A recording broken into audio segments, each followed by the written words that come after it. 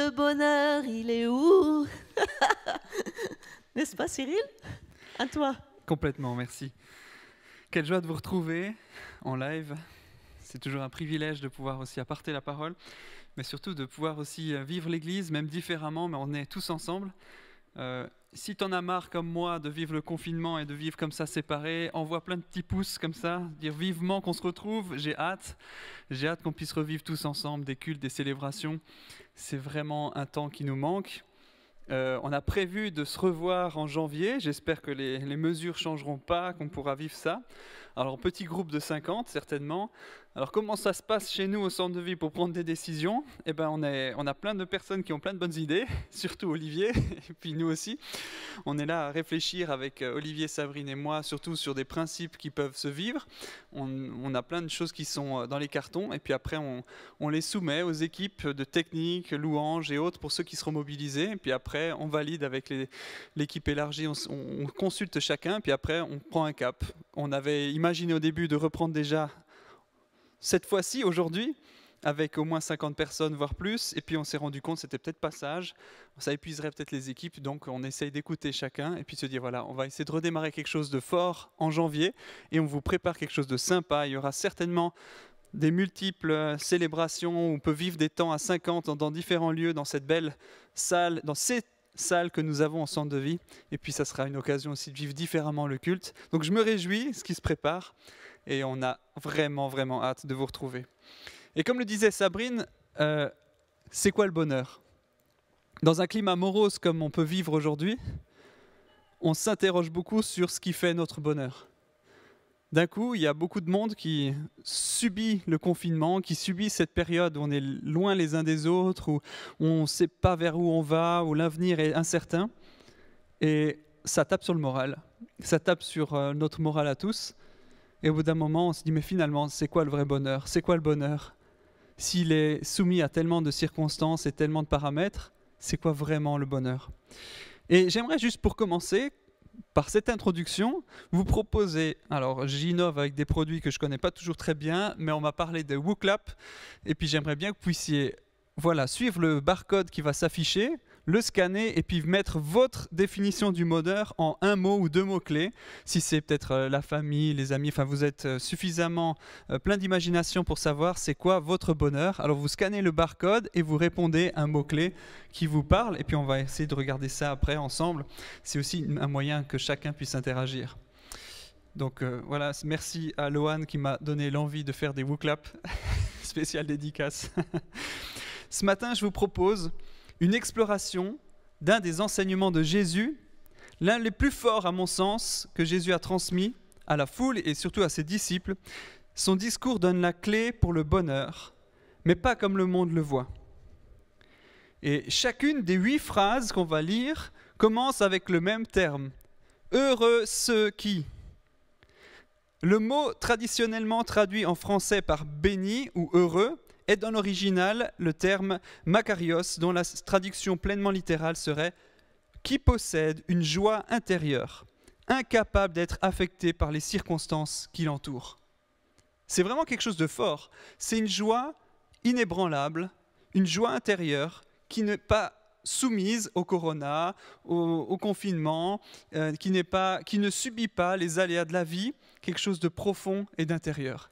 Et ce matin, j'aimerais vraiment qu'on puisse puiser, comprendre qu'est-ce que Jésus veut dire, quelles sont les clés qu'il nous donne pour entrer dans cette dimension du bonheur que les circonstances ne peuvent pas affecter. Ça fait rêver, non? Ce sermon que Jésus a prononcé à la foule sur les hauteurs, d'où son nom, le sermon sur la montagne, a la vocation de renouveler notre esprit pour que nous ayons la pensée du ciel. Et le ciel, c'est le mot-clé de tout ce passage, les cieux, le royaume des cieux, le ciel. Et du coup, c'est cette idée d'avoir un contraste entre les pensées du ciel et ce qu'on vit sur terre. Et Jésus met en opposition avec des termes ce qui est du ciel et ce qui est sur terre. Des oppositions apparentes qui montrent en fait une réalité profonde qui est là. L'intention de Jésus est de changer nos pensées pour que nos attitudes changent et qu'on puisse posséder cette paix, cette joie intérieure inébranlable. Il parle de ciel, de terre. Il parle de faim et d'être rassasié. Il parle de larmes et de consolation. Et par ces oppositions, Jésus nous enseigne que nous appartenons au royaume des cieux. Mes amis, on n'est pas de ce monde, on appartient au royaume des cieux, ce qui est radicalement différent du monde dans lequel nous sommes. Et Jésus nous invite à être des ambassadeurs du royaume des cieux pour amener cette réalité du ciel sur la terre. Alors par ces passages, Jésus nous montre le chemin pour entrer dans une progression. Et je pense qu'on peut le lire aujourd'hui comme une étape, comme des étapes une après l'autre, où on franchit la suivante que lorsqu'on est sûr d'avoir atteint les précédentes. Je pense vraiment aujourd'hui qu'on peut lire ça comme étant une progression, où on peut viser au but d'avoir des cœurs transformés, des cœurs de chair, alors qu'on vient avec des cœurs de pierre au départ. Pour passer d'une attitude égoïste, suffisante, indépendante, à un cœur qui est centré sur Dieu, une attitude qui plaise à Dieu. Alors commençons. Le premier, heureux ceux qui reconnaissent leur pauvreté spirituelle, car le royaume des cieux leur appartient. Matthieu 5, 3. Pauvre ici dans ce terme, ça veut dire sans ressources, assisté dans une situation de faillite personnelle. C'est pas juste il me manque quelque chose, c'est réellement une faillite personnelle. Je suis en banqueroute complète dans le domaine spirituel.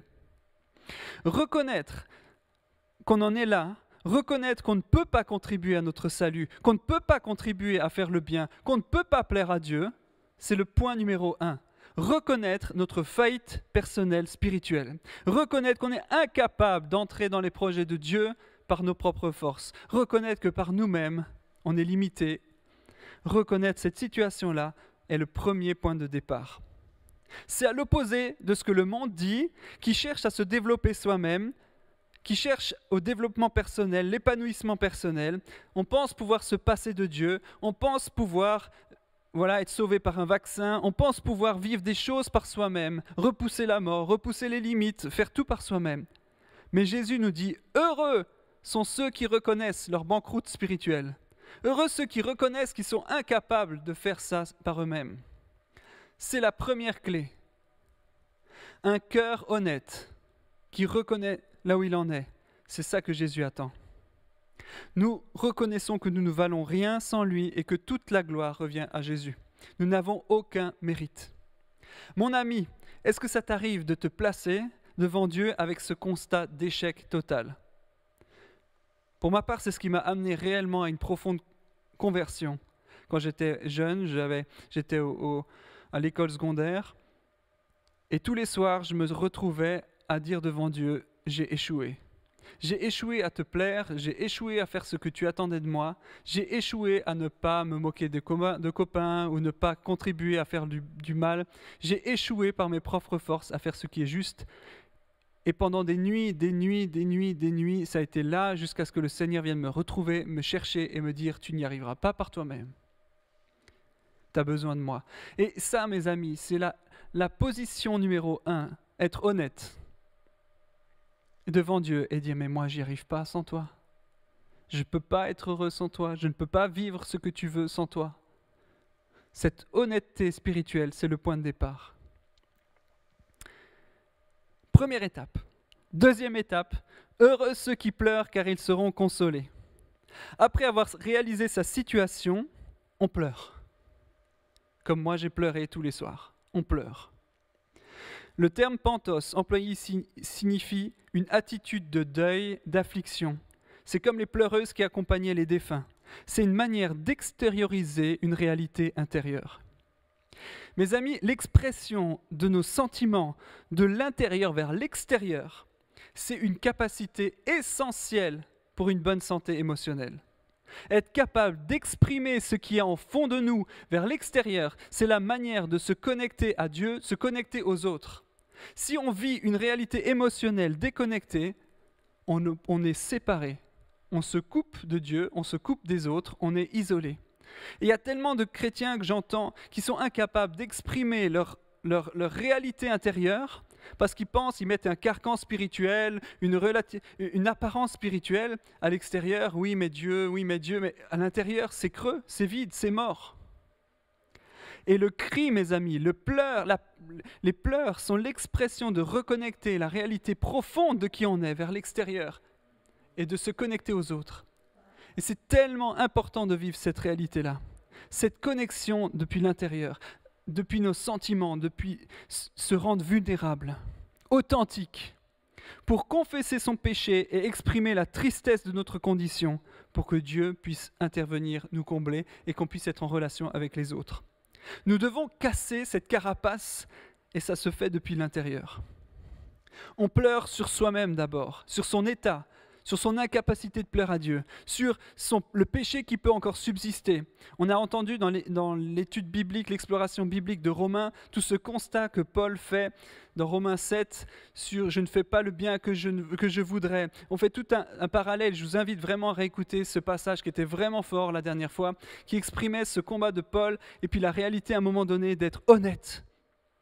Exprimer et de pleurer sur sa situation pour que Dieu puisse intervenir. Mes amis, je suis sûr qu'il y a un domaine dans ta vie sur lequel tu peux pleurer, que ce soit un domaine sur lequel tu es faible, un domaine où le péché a du droit, là où il y a quelque chose qui t'atteint profondément. Mon ami, si tu reconnais ton incapacité de plaire à Dieu, si tu connectes et tu es honnête, tu pleures sur ta situation. Tu pleures ensuite sur le monde qui t'entoure, sur les réalités du monde qui t'entoure. Comme Jésus a pleuré la mort de son ami Lazare, on pleure sur le péché, on pleure sur la mort. On est touché intérieurement par la réalité de ce qui nous entoure, par l'injustice du monde. Et ça, on doit être dans une santé émotionnelle. On doit pouvoir exprimer des sentiments qui soient justes, qui viennent de cœur profond. Pleurer avec ceux qui pleurent, dit Romains 12, 15. On ne peut que pleurer lorsque nos cœurs se laissent vulnérables. On a besoin de revivre ça, cette honnêteté, cette authenticité profonde qui brise les murs qui nous séparent de Dieu et des autres.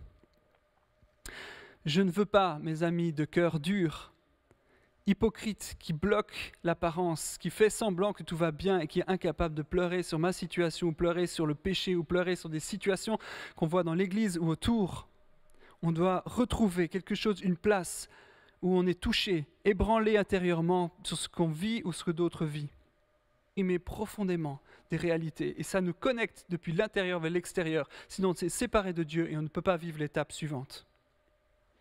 La psychothérapie n'a rien inventé en parlant de sentiments refoulés, cette capacité de garder les choses. Jésus nous dit extériorisez, sortez les choses qui vous animent. Lorsque tu vois une situation dans ta vie qui n'est pas juste, extériorise-la, partage-la, vis-la. Quand est-ce que tu as pleuré pour la dernière fois sur l'état de ton cœur ou sur une situation d'injustice comme Jésus a pleuré la mort de son ami Lazare? Quand est-ce que c'était la dernière fois que tu as pleuré? Pas devant un film. Vraiment, je pense que c'est le temps parfois de retrouver une authenticité profonde, une connexion à Dieu qui est sans barrière, une connexion aux autres qui nous rend vulnérables et authentiques. Car la consolation est pour cela.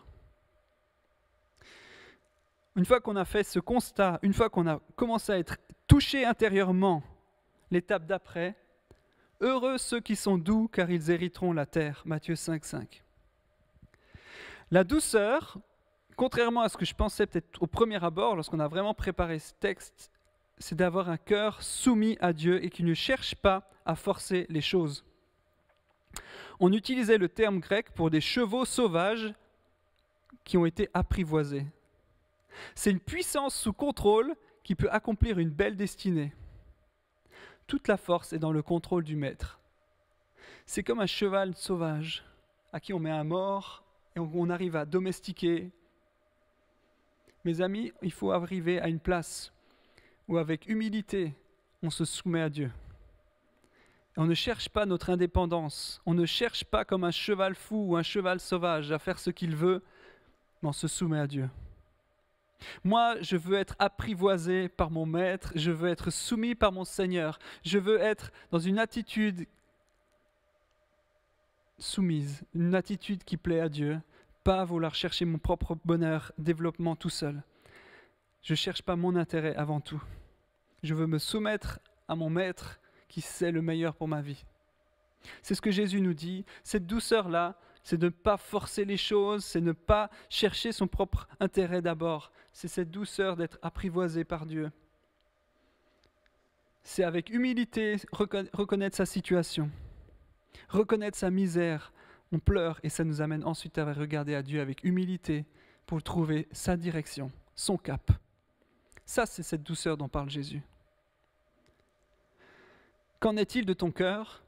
Est-il domestiqué par Dieu qui fait qu'il cherche à lui obéir plus que toute autre envie ?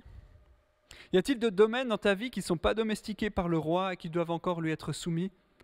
C'est une invitation aujourd'hui à dire, mais ma douceur, c'est de soumettre toute ma vie au Maître. Si je ne veux pas être un cheval fou à foncer dans tout ce que je veux, dans tout ce qui me semble bien. Je veux que le Maître ait le mort dans ma bouche et que je lui obéisse dans tous les domaines de ma vie. Voilà la douceur dont parle Jésus. Une douceur qui ne cherche pas à forcer les choses. Une douceur qui ne cherche pas à imposer son point de vue. Une douceur qui cherche à laisser le Maître nous contrôler et nous emmener dans ce qui est juste. Par rapport aux autres, c'est cette dimension-là également. Et une fois qu'on a cherché à être domestiqué par Dieu, l'étape suivante, heureux ceux qui ont faim et soif de la justice, car ils seront rassasiés. La faim décrite ici, c'est pas juste j'ai envie d'un encas. C'est crever de faim littéralement. C'est chercher plus que tout le reste ce qui peut nous nourrir. C'est cette attitude qu'on peut retrouver même dans une relation amoureuse lorsque le partenaire nous manque tellement. C'est notre appétit pour Dieu et sa justice qui doivent nous faire grandir, qui doivent grandir au fond de notre cœur. Ce qui nous distingue des autres du monde, c'est pas la faim en soi. Enfin, pas la faim, F-A-I-M. C'est pas la faim qui nous distingue. On a tous faim de quelque chose. Ce qui nous distingue du monde, c'est l'objet de notre faim. Est-ce qu'on se satisfait du pain quotidien ou est-ce qu'on cherche d'abord la relation à Dieu, la volonté de Dieu et ce qu'il veut pour nous ? Le vrai problème, à mon avis, de notre situation actuelle, c'est qu'on cherche des snacks spirituels. On lit un petit verset qui nous fait du bien, on lit la pensée du jour, hop, un petit quelque chose, hop, ça nous fait du bien, on passe la faim et la faim est coupée. Ça a des bonnes intentions, je ne dis pas que c'est mal. Mais je dis qu'on ne cherche plus avec profondeur, avec une vraie faim, la présence de Dieu, ce qu'il veut pour nous, le pardon de Dieu, la grâce de Dieu qui nous fait vivre. On ne cherche plus cela avec autant d'intensité et de force parce qu'on se contente de superflu. On se contente aussi de divertissement, on se contente de choses qui satisfont qu'un petit instant, alors que la faim et soif de Dieu donnent une satisfaction complète et définitive. On prend du temps inutilement, on mange du temps qui nous empêche de chercher Dieu et d'expérimenter sa miséricorde, sa grâce au quotidien. Mes amis, parfois j'entends « je me bats avec des problématiques régulièrement ». Et puis des personnes qui vivent cette étape jusqu'au moment où ils sont tristes sur leur situation. Ils arrivent jusqu'à l'étape d'avant et ça s'arrête là. Et ça reboucle de nouveau, on repêche, on refait des choses, on s'attriste mais on ne va pas plus loin. Et au bout d'un moment, pour casser la boucle, c'est la recherche de Dieu qui amène des clés. Rechercher son pardon, rechercher sa grâce. Lorsqu'on a conscience de qui il est, lorsqu'on a conscience du prix qu'il a payé pour nous, lorsqu'on a conscience du prix de la miséricorde et de la grâce, on peut s'approcher de Dieu. On peut rechercher cette justice qui nous couvre, on peut rechercher le pardon qui nous couvre plus que toute autre chose et on peut avancer ensuite aux étapes suivantes. Mais parfois on est bloqué, on veut juste l'apparence, on se fait du bien et on ne veut pas aller en profondeur. Mes amis, il faut aller en profondeur si on veut expérimenter des changements profonds dans nos cœurs. Et la profondeur, c'est rechercher Dieu avec un appétit profond. Et toi, de quoi satisfais-tu ton appétit ? Est-ce que tu es préoccupé par les choses quotidiennes, de quoi tu vas manger, de quoi tu vas vivre ? Jésus nous a dit, cherchez d'abord le royaume de Dieu et ce que Dieu demande. Et il vous donnera tout le reste en plus. Matthieu 6, 33. La justice, c'est le chemin parfait pour atteindre un état approuvé par Dieu. C'est pas chercher sa propre justice. Cette béatitude ne parle pas, c'est pas le verset préféré des juristes. C'est pas chercher la justice, ce qui est juste, bien et mal. Ici, la justice de Dieu, c'est un chemin pour être approuvé par Dieu. C'est c'est chercher sa grâce, c'est chercher à être couvert par la grâce de Jésus, c'est chercher la relation qui plaît à Dieu, c'est chercher de tout notre cœur, avec un appétit grand comme mon garçon qui mange, jusqu'à ce qu'il n'y ait plus de purée.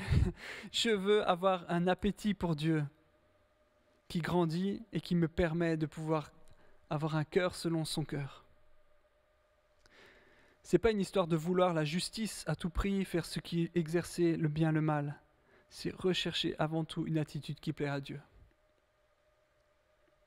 Donc une fois qu'on arrive à se connecter à Dieu, qu'on a pleuré sur sa situation, qu'on est couvert par sa grâce, on recherche sa justice plus que toute autre chose, l'étape d'après, la 5e, heureux ceux qui font preuve de bonté, car on aura de la bonté pour eux. Les premières 4 étapes traitent notre attitude intérieure. Elles traitent notre relation à Dieu, notre incapacité de lui plaire, notre besoin de nous soumettre à lui, notre besoin de son pardon et de sa grâce, de sa miséricorde, de sa justice. Et les 4 suivantes sont merveilleuses parce qu'elles nous amènent à changer d'attitude envers les autres. C'est amener le ciel sur terre. Une fois que la réalité du ciel est dans notre cœur, que la grâce de Dieu peut couler dans nos cœurs, ensuite Jésus nous invite à ce qu'elle soit partagée autour de nous. Ceux qui font preuve de bonté, c'est-à-dire ceux qui exercent la miséricorde, ça ne peut pas venir de cœur arrogant et juste, qui est propre juste. Ça ne peut pas venir de personnes qui se sentent arrogants. Il faut avoir pris conscience de l'étape d'avant, du besoin de Jésus, de la grâce de Jésus, du pardon de Jésus, pour pouvoir ensuite aimer les autres avec un réel amour profond. La bonté et la miséricorde ne peuvent venir que d'un amour inconditionnel.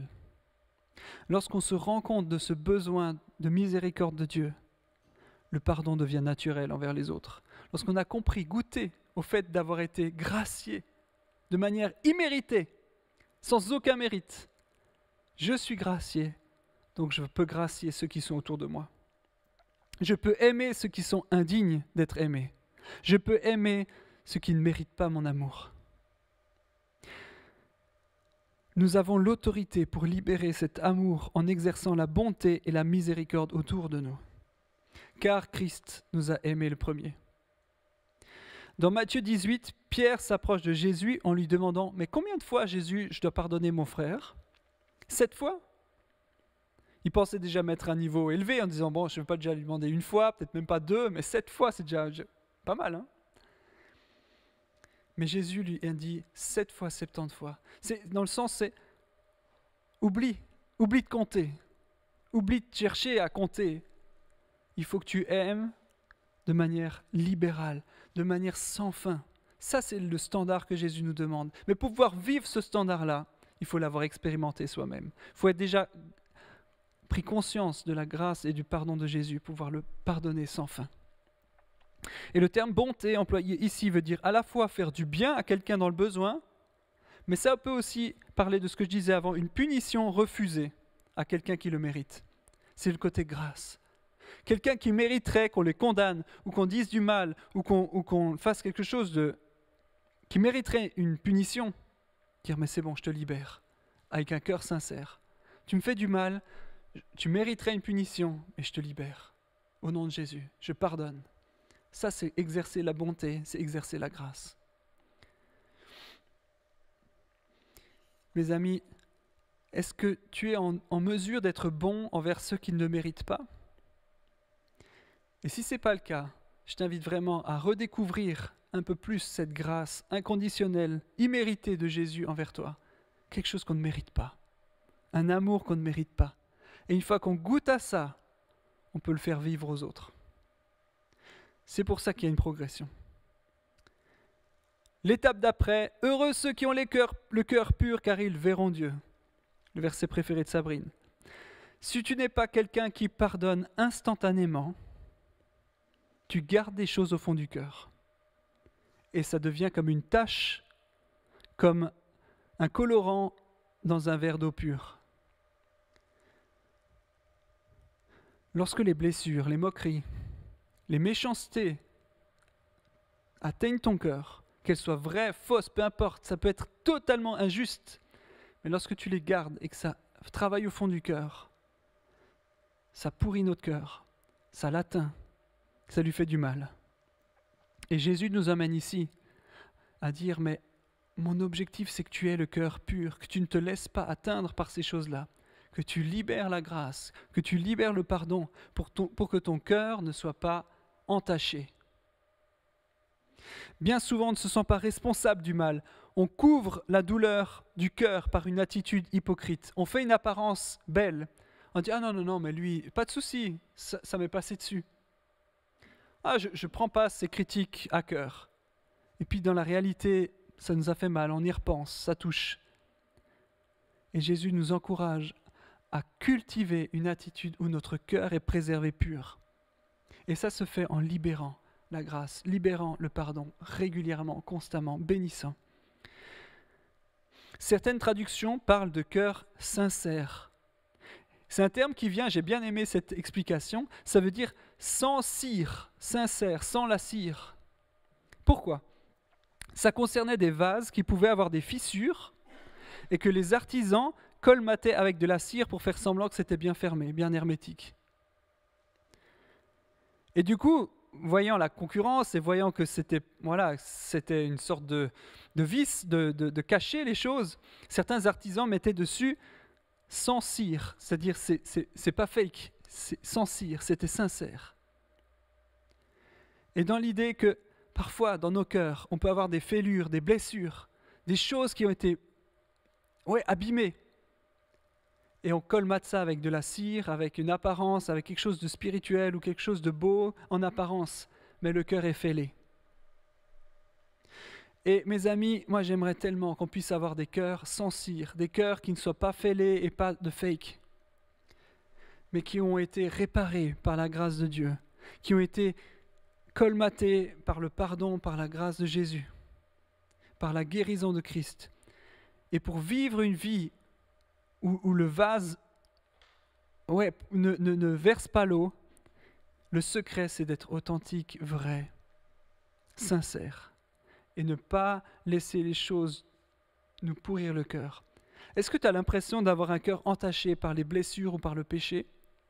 C'est le moment de traiter ça. C'est parfois injuste de vivre le pardon ou de garder son cœur intact. Les étapes précédentes sont valables pour traiter les choses. Mes amis, pardonne, garde ton cœur pur. L'étape d'après, heureux ceux qui procurent la paix, car ils seront appelés fils de Dieu. Une vie sans paix, une maison sans paix, un travail sans paix, c'est épuisant. Avoir des ennemis est une manière complexe de vivre sa vie. Cependant, si tu vis tout ce qu'on a vécu jusqu'à présent et tu exerces la miséricorde, naturellement tu amènes la paix. Tu ne retiens pas de grief, tu ne retiens pas de colère. Tu es amené à être comme Jésus, être le prince de paix. Et l'idée, ce n'est pas juste d'avoir une paix apparente, ce n'est pas être paisible. Ce que dit Jésus, c'est être qui procure la paix. Heureux ceux qui procurent la paix, car ils seront appelés fils de Dieu.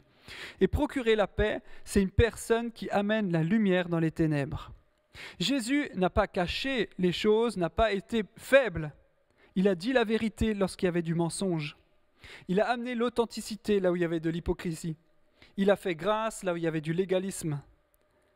Mes amis, être bon, être paisible, c'est pas amener la paix. Jésus nous demande d'amener la paix, c'est-à-dire de changer les circonstances, de changer les choses. Est-ce que tu voyais cette notion, ou plutôt cette notion d'être paisible ? Amener la vie, c'est quelque chose de fort. Ça change les choses. Lorsqu'on évite les problèmes, on obtient une fausse paix apparente, mais une guerre intérieure. Une personne qui amène la paix, amène la lumière, change les choses. Et ça fait bouger. C'est pas naturel. C'est pourquoi, lorsqu'on amène la paix, c'est pas juste être paisible. Amène la paix, ça dérange parce que la lumière dans les ténèbres, ça dérange. D'où le dernier 8, heureux ceux qui sont persécutés pour la justice, car le royaume des cieux leur appartient. Lorsqu'on amène et on véhicule les valeurs du royaume de Dieu, nos comportements amènent des changements. Ils ont la saveur du ciel et ça change, ça doit dénoter de ce qu'on vit sur terre. C'est à l'opposé de ce que le monde vit. Jésus nous dit ici qu'un comportement différent entraîne la persécution et c'est normal. Si nous n'en avons pas, il est juste de se demander à quel point nous sommes différents de ceux qui nous entourent. Le monde va de plus en plus mal et on vit dans une polarisation de plus en plus grande entre le ciel et la terre. Ce qui est bon devient mal et ce qui est mal devient bon. Et le monde déteste une attitude selon le cœur de Dieu. La persécution naît lorsque l'Esprit de Dieu qui vit en nous est en guerre avec l'esprit du monde qui est dans les autres.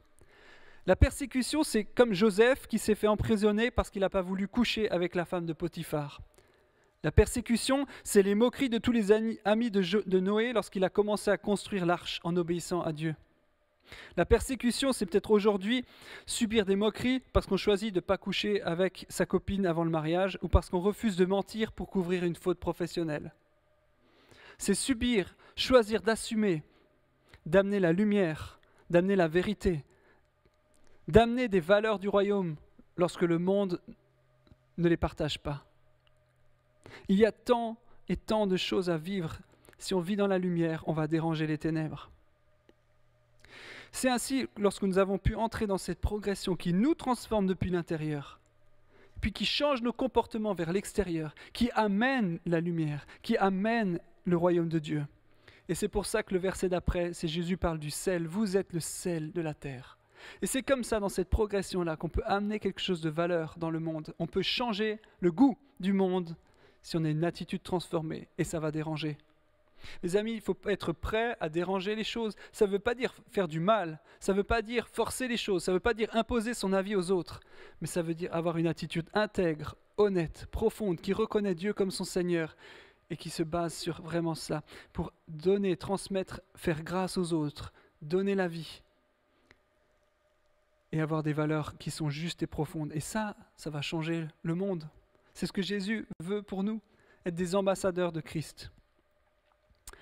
Et j'aimerais te poser cette question pour conclure mon message. Où est-ce que tu en es dans cette progression de 8 points ?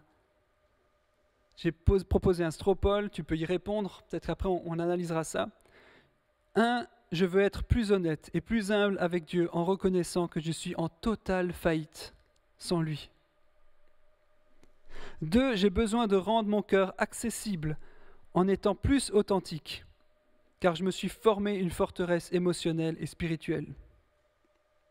3, j'ai besoin de soumettre mon indépendance à Dieu et d'être apprivoisé, comme un cheval sauvage, être apprivoisé, car j'ai tendance à ne pas chercher la direction de Dieu dans tout ce que je fais.